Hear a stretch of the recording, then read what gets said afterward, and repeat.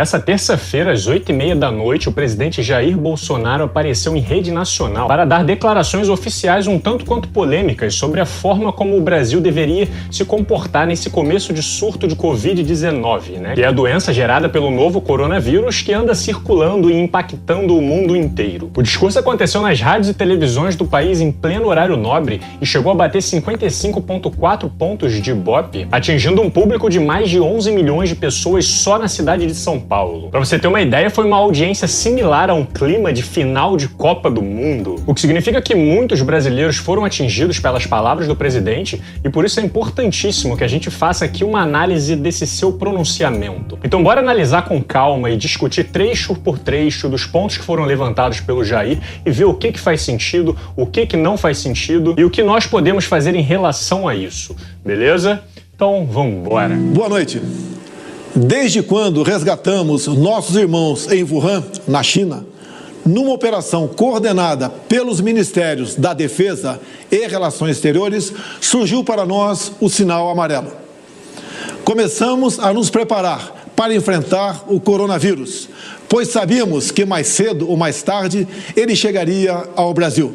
Nosso ministro da Saúde reuniu-se com quase todos os secretários de saúde dos estados para que o planejamento estratégico de enfrentamento ao vírus fosse construído. E desde então, o doutor Henrique Mandetta vem desempenhando um excelente trabalho de esclarecimento e preparação do SUS para atendimento de possíveis vítimas. Bom, aqui ele começa a falar sobre as medidas que o governo tomou para se preparar para o surto de coronavírus no Brasil. E de fato, o Ministério da Saúde se espelhou um pouco nos outros países e preparou um básico de um plano de contingência para saber como lidar quando as infecções começassem a surgir por aqui. Assim como o Ministério da Economia preparou um pack de bilhões de reais para serem destinados a vários setores, como o próprio sistema de saúde, empresas e aposentados, em busca de amenizar os impactos da crise que está por vir. Se essas medidas serão realmente suficientes, só o tempo irá dizer. Já o Jair se limitou a dar declarações de que essa história do coronavírus seria pequena crise, mais fantasia, que até poderia ser interpretado como uma forma de acalmar a população caso ele não tivesse convocado o povo para ir nas ruas no protesto no dia 15 contra o Congresso e o STF e a favor da sua própria imagem. E isso porque esses protestos são repletos de idosos e o Jair tinha acabado de voltar de uma viagem dos Estados Unidos, onde até o momento 23 membros da comitiva que acompanhavam o Jair foram confirmados com a Covid-19. O que significa que há chances significativamente altas do Jair ter se infectado também, desrespeitando o protocolo de isolamento do próprio governo e transmitindo o vírus para o seu eleitorado e para o resto do Brasil. Inicialmente, um dos seus filhos, o Eduardo Bolsonaro, chegou a vazar para a emissora Fox News que o teste do Jair tinha dado positivo, mas voltou atrás pouco tempo depois, negando a informação. Até hoje ainda não foi esclarecido o resultado dos exames e mesmo com a decisão da Justiça para liberar os resultados, o do Jair foi omitido pelo hospital. E a razão desse mistério é provavelmente porque se o Jair tiver realmente sido infectado, eles precisam ganhar tempo desde a convocação dos protestos para que as pessoas não o acusem de ter contrariado ainda mais o protocolo de isolamento do próprio governo e contribuído para espalhar mais a infecção e para o cenário de risco que está por vir. Mas o que tínhamos que conter naquele momento era o pânico, a histeria e, ao mesmo tempo, traçar a estratégia para salvar vidas e evitar o desemprego em massa. Assim fizemos, quase contra tudo e contra todos. Grande parte dos meios de comunicação foram na contramão. Espalharam exatamente a sensação de pavor, tendo como carro-chefe o anúncio do grande número de vítimas na Itália. Um país com grande número de idosos e com um clima totalmente diferente do nosso. Galera, esse comportamento da imprensa em relação ao surto do coronavírus não é específico aqui do Brasil, não. A imprensa internacional inteira está soando o alerta vermelho e orientando a população a lidar da melhor forma possível com a crise. As organizações de saúde como a OMS e a CDC americana, entre várias outras instituições pelo mundo, estão publicando diariamente novas orientações aos países e os jornalistas estão repercutindo isso para a população da forma como deveria acontecer. Uma das funções do jornalismo é justamente compartilhar pegar informações de interesse público e orientar a sociedade em caso de necessidade. O Jair insinuou que usar a situação da Itália para fundamentar as preocupações aqui no Brasil seria um erro, já que lá existem muito mais idosos e o clima é mais frio. Bom, de fato, durante o inverno, as pessoas tendem a se aglomerar mais em locais fechados e alguns vírus, como os da gripe, acabam tendo mais facilidade para se dispersar por essas e outras razões. Porém, ainda está muito cedo para a gente afirmar que o novo coronavírus vai reagir dessa forma dependendo da temperatura local. Recentemente, a Escola de Medicina de Harvard publicou uma análise sobre a influência do clima nos índices de transmissão da Covid-19 na Ásia. E eles concluíram que não é para esperar que o aumento da temperatura e da umidade local, que chegaria junto à primavera e o verão, vai resultar em uma redução dos casos. Que não é para contar com isso e por isso é extremamente importante continuar investindo no sistema de saúde para dar suporte à população. E galera, a Itália também resistiu a fazer a quarentena geral inicialmente, porque é óbvio que nenhum país quer interromper a produção e impactar a própria economia. O problema é que hoje o país inteiro foi parado em estado de emergência, que os hospitais estão todos lotados com mais de 600 pessoas morrendo todos os dias por causa da Covid-19 e eles não sabem mais o que fazer por lá. Os médicos estão tendo que escolher quem vai viver e quem vai morrer porque não tem estrutura para salvar todo mundo. Eles estão empilhando os corpos e tendo que levar para as cidades vizinhas porque não tem mais espaço e logística para fazer a cremação. E o pior é que até o momento ninguém sabe até onde esse número de casos e de mortes vai chegar. Eles poderiam ter um abacaxi menor para resolver hoje caso tivessem levado a sério o protocolo de isolamento desde o primeiro caso confirmado. E quando a gente analisa a curva de crescimento dos casos aqui no Brasil e compara com outros países da Europa, incluindo a Itália, a gente vê que estamos seguindo em um caminho muito parecido. O que significa que nós temos todas as razões do mundo para nos preocuparmos com a pandemia aqui no Brasil. Observar e aprender com o que está acontecendo lá fora é essencial para a gente se preparar melhor para o que está por vir. As precauções que a gente tomar agora serão essenciais para determinar se vamos na direção da Itália ou de um caos ainda maior, ou conseguir amenizar e administrar esse impacto em potencial. Conscientizar a população com orientações do que deve ser feito não é ir na contramão, e sim ir de acordo com os posicionamentos oficiais dos órgãos internacionais de saúde. O cenário perfeito, potencializado pela mídia, para que uma verdadeira histeria se espalhasse pelo nosso país. Contudo, percebe-se que de ontem para hoje, parte da imprensa mudou o seu editorial. Pedem calma e tranquilidade. Isso é muito bom. Parabéns, imprensa brasileira. É essencial que o equilíbrio e a verdade prevaleçam entre nós. Bom, eu venho acompanhando de perto o trabalho dos jornalistas aqui no Brasil, que inclusive eu compartilho reportagens, estudos e artigos diariamente no meu Instagram para manter todos muito bem informados. E não acho que a imprensa estava pegando pesado para assustar as pessoas e tampouco vi uma mudança de postura nos últimos dias. O que eles estão fazendo é apresentar os fatos. Nós estamos sob uma alerta de pandemia e a realidade nem sempre é agradável. Essa fala do Jair me pareceu só uma forma de sugerir como que ele gostaria que a imprensa se comportasse e dessa forma eles ganhariam biscoitinhos do presidente. Olha só, tá vendo? Se vocês se comportarem do jeito que eu quero, eu dou uns parabéns pra vocês. Seguido do que eu considerei um tipo de ameaça quando ele fala do tal equilíbrio e da verdade. Que eu já fiz um vídeo inteiro pra falar sobre isso e está disponível no canal para todos os curiosos de plantão. Vocês têm que se equilibrar com a minha força e publicar o que eu considero como verdade. O vírus chegou, está sendo enfrentado por nós e brevemente passará. Nossa vida tem que continuar. Os empregos devem ser mantidos. O sustento das famílias deve ser preservado. Devemos, sim, voltar à normalidade.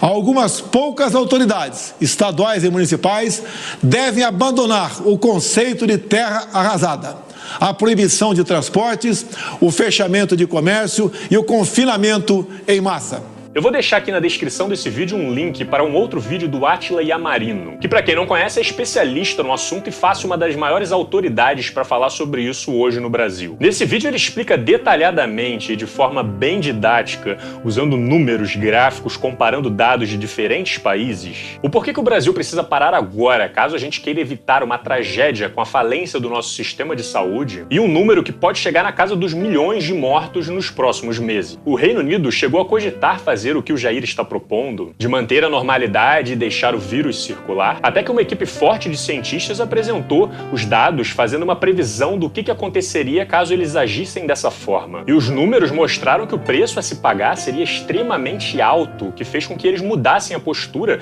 e passassem a adotar políticas de quarentena também. Quanto mais a gente demorar para respeitar o isolamento e tentar administrar o número de novos casos, maior será o estrago e o tempo necessário para a sociedade voltar ao normal. Em outras palavras, a gente precisa fazer o que é certo agora para não pagar o preço lá na frente. Se as autoridades estaduais e municipais estão seguindo as orientações internacionais de isolamento, então elas estão indo na direção correta e impedir isso, sim, é ir na contramão. O que se passa no mundo tem mostrado que o grupo de risco é o das pessoas acima dos 60 anos. Então, por que fechar escolas? Raros são os casos fatais de pessoas sãs com menos de 40 anos de idade. 90% de nós não teremos qualquer manifestação caso se contamine.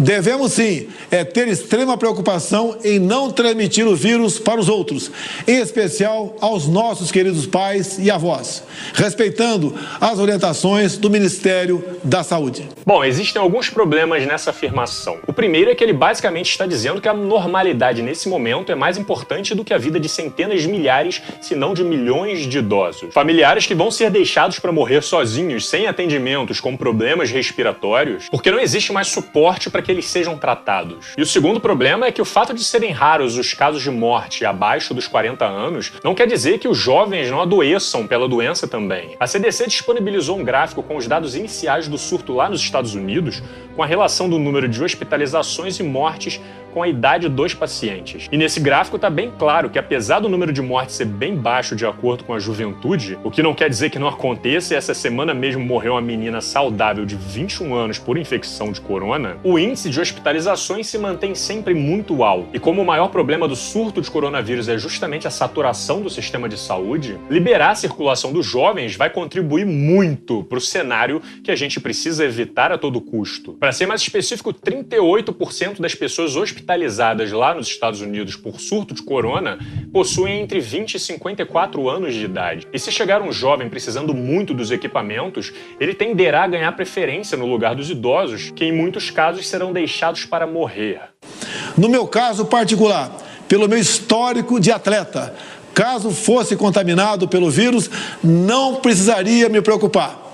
Nada sentiria ou seria, quando muito, acometido de uma gripezinha ou resfriadinho, como bem disse aquele conhecido médico daquela conhecida televisão. Nessa parte ele faz uma indireta a um vídeo que foi publicado pelo Drauzio Varela no final de janeiro, falando para as pessoas não se preocuparem porque seria uma gripezinha. O detalhe é que a equipe do Drauzio apagou o material assim que percebeu que o buraco era mais fundo, e muitos bolsonaristas resolveram ressuscitar o vídeo e disseminar ele dentro de grupos nas redes sociais para desacreditar as pessoas sobre o vírus. Agora, galera, só pesca essa indireta que o Bolsonaro fez quem fica acompanhando treta de rede social. O tio e a tia da novela da Globo que assistiu esse pronunciamento não entendeu, mas viu o presidente fazendo uma clara associação do coronavírus com uma gripezinha. O que é extremamente irresponsável, porque os números gerados por uma infecção de gripe e de coronavírus são completamente diferentes. Como vocês podem ver, o índice de contaminação do coronavírus é superior, o tempo de incubação é mais prolongado, o índice de hospitalizações é muito superior,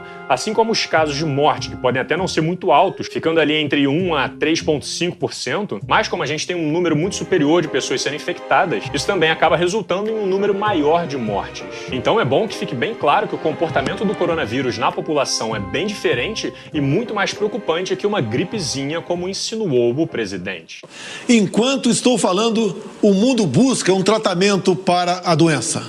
O FDA americano e o Hospital Albert Einstein, em São Paulo, buscam a comprovação da eficácia da cloroquina no tratamento do Covid-19.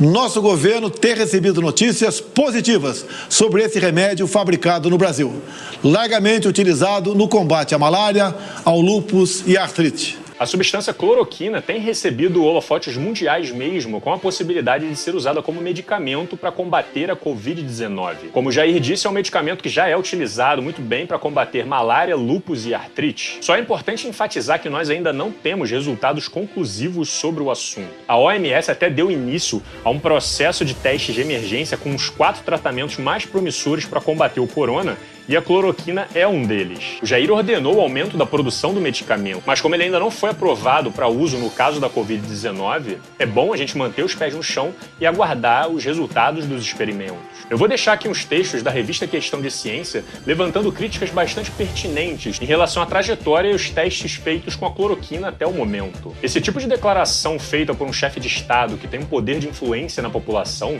tem que ser feita com muito cuidado, porque corre o risco do povo querer ir estocar esses remédios em casa, acabando com os estoques nas farmácias, prejudicando quem realmente precisa para tratamento de malária, lúpus ou artrite. Aliás, se for realmente aprovado, o remédio vai ser aplicado apenas por médicos em situações específicas, e não por autodiagnóstico igual o brasileiro adora fazer. E eu realmente aconselho que vocês não cometam esse erro, porque desde que o Trump começou a usar esse remédio como troféu contra o coronavírus, pessoas no mundo começaram a morrer de overdose por se automedicarem em busca de tentar tratar a Covid-19.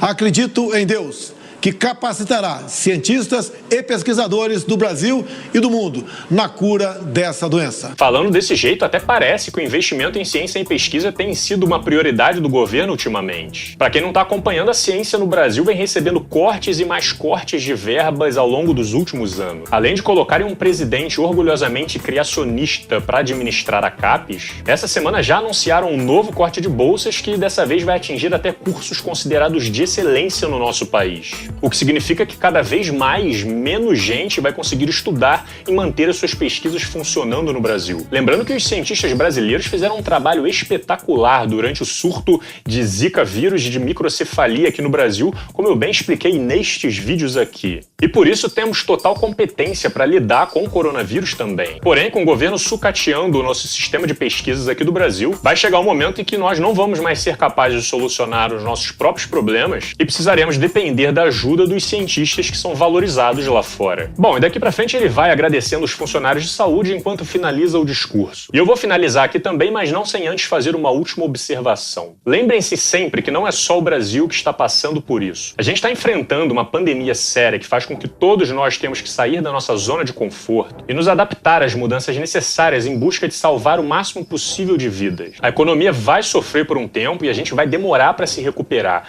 mas as vidas precisam sempre ser vistas como prioridade. Muitos governos no mundo estão adotando medidas de auxílio de rendas para a população sobreviver e ter condições de pagar as suas contas sem precisar necessariamente sair de casa e depender do seu emprego para viver. No Brasil, o Jair chegou a lançar uma medida que autorizava os patrões a cortar o salário dos seus funcionários durante esse período de quarentena. A reação nas redes a essa medida foi muito forte porque é impossível você esperar que a população respeite a quarentena se eles não têm dinheiro para comprar comida e produtos básicos para sua sobrevivência. Por isso, na noite seguinte, o governo voltou atrás com a medida, mas ainda não apresentou algo que seja realmente eficiente e de acordo com as necessidades do momento. E eis que começa a circular nas redes uma iniciativa para promover uma renda básica de R$300 mensais para a população mais vulnerável do país durante o período da quarentena. A iniciativa já ultrapassou as 500 mil assinaturas e eu vou deixar o link aqui na descrição para vocês analisarem, tirarem seus próprios julgamentos e decidirem se querem apoiar essa causa ou não. Para quem quiser se aprofundar mais no assunto, lembrem-se que todas as referências do que foi dito nesse vídeo